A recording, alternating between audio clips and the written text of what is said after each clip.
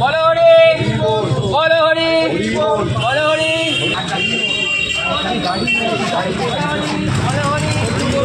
বলো হরি বলো হরি বলো হরি হরি বল।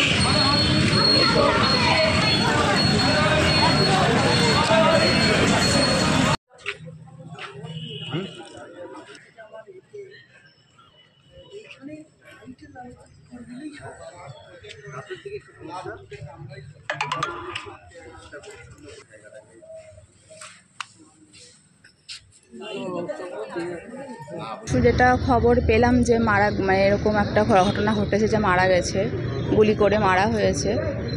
তারপর থেকে প্রথমে ইন্ডিয়া এমবেসি থেকে ফোন করে, তারপরে ওরা খবর দেয়। তারপর থেকে টিম 8 আর এমবেসি দুটো সংস্থা মিলে একসঙ্গে এই সমস্ত কাজকর্ম করে তারপরে এতদিনে বডিটা আর কি পাঠানোর ব্যবস্থা করে। আর আজকে আমরা বডিটা পাই।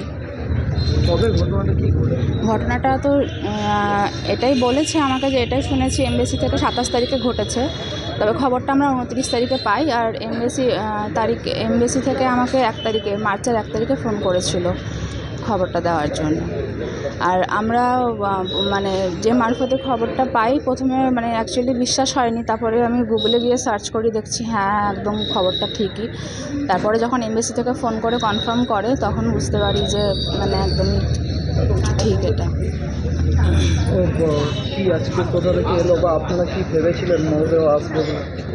প্রথমে তো এখানে যে এতদিন হয়ে গেছিলো আসাটা একটা বিশাল ব্যাপার ছিল। যাই হোক, তাও এখানকার সমস্ত লোকেরা এবং এমবেসি থেকে এবং টিম 8 থেকে যথেষ্ট সাহায্য করেছে এবং ওরাই সমস্ত ব্যবস্থাপনা করেছে। আর কালকে 7টার সময় দমদমে ফ্লাইটে এসে নেমেছে এয়ারপোর্টে বডি। আর আমরা রাতে 1টার সময় বডি রিসিভ করি। অ্যাকচুয়ালি আমাদেরই যেতে একটু দেরি হয়ে গেছিলো, রাস্তায় জ্যাম ছিল প্রচণ্ড ট্রাফিকের জন্য। একদম আমরা 11টায় পৌঁছাই, তারপরে 1টার দিকে আমরা বডিটা আমাদের হাতে পাই।